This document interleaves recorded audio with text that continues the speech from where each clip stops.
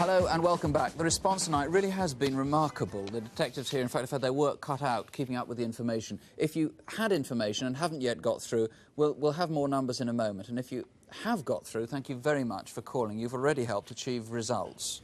First, the battering ram raiders. This is the gang who used 2 lorries and a van to ambush a security van on a country road in Shropshire last month. There's another one behind us. That was part of our reconstruction. The raiders made off with almost £500,000 in unmarked banknotes. Superintendent Barry Payne is the man hunting the attackers. What have we got? I know an enormous number of calls, something like 70 or 100 calls here and over 30 in the incident room. Yes, we've had a tremendous response. One particularly interesting one in respect of the yellow lorry. That was sighted on the A41 between Newport and Cosford at a garage. It was leaking oil. There were 2 people with it, and we're following that up now. That sounds very likely. Now, what about the people? A large number of calls in respect of the people, particularly the man with the moustache. Many of them giving us names, and some of them, in fact, tying in with each other. What, corroborating that two guys with were the same name, together? in fact. Yes. We've got a very good description of the fair-haired man with receding hair because I think one of the witnesses rather fancied him. Yes, that's right, and we have a suggestion now as to where those 2 men were. So good information you've got? Yes. Exciting? It's promising at this stage. Good, all right. Superintendent, thank you very much. Well, next, the Aladdin's Cave, the hoard of treasure, presumed all stolen, that's been recovered by Gloucestershire Police. We've had quite a lot of calls from people who think they've spotted things that belong to them. A lady in Nottinghamshire thinks the cloisonné vase, John Bly's favourite, is hers, stolen 9 months ago. A possible claimant for the coronation mugs, a man from Newcastle-under-Lyme, thinks these belong to a friend of his who had a collection worth £8,000 stolen. And finally, the silver from Hertfordshire Police. 2 people spotted the candlesticks here.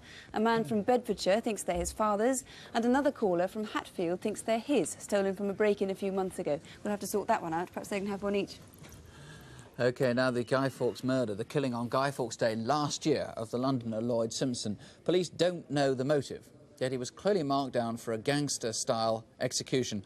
Bill Peters, what's been the response?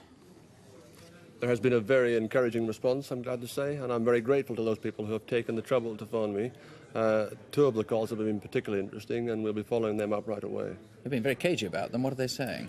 Well, I'll hold my counsel on that, because hopefully that will give me an edge on the persons responsible.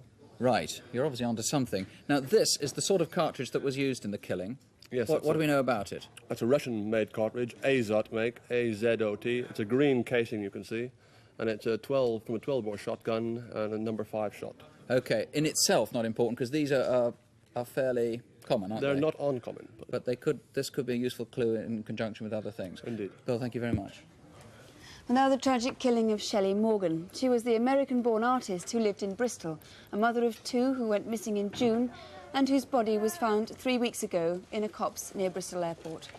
Detective Superintendent Luke Clark is hunting the killer. Somebody is sure now, I gather, that somebody saw Shelley Morgan at the bus station that morning. 2 persons thought they saw her about 12:30, and we'll be interviewing them.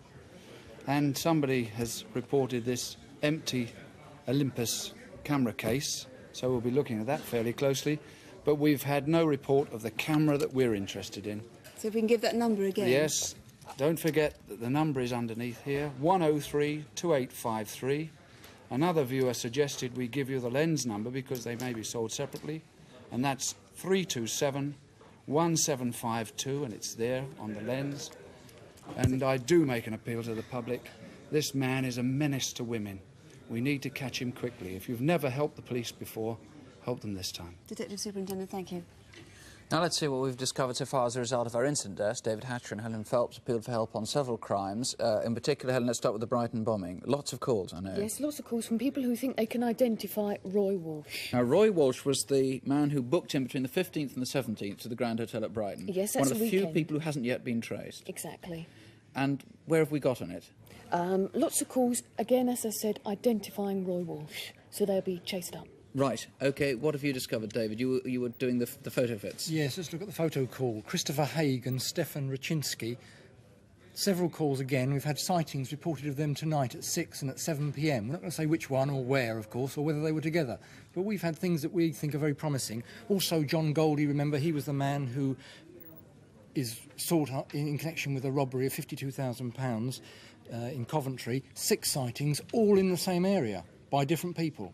Again, not saying where or when or how, but we'll be following those up as well So tonight. that does sound extremely solid. In general, what's been the rate of response of telephone calls coming in? An excellent response. It really has Excellent. been tonight. Yes. It's been much, much stronger than last week, as far as I can gather.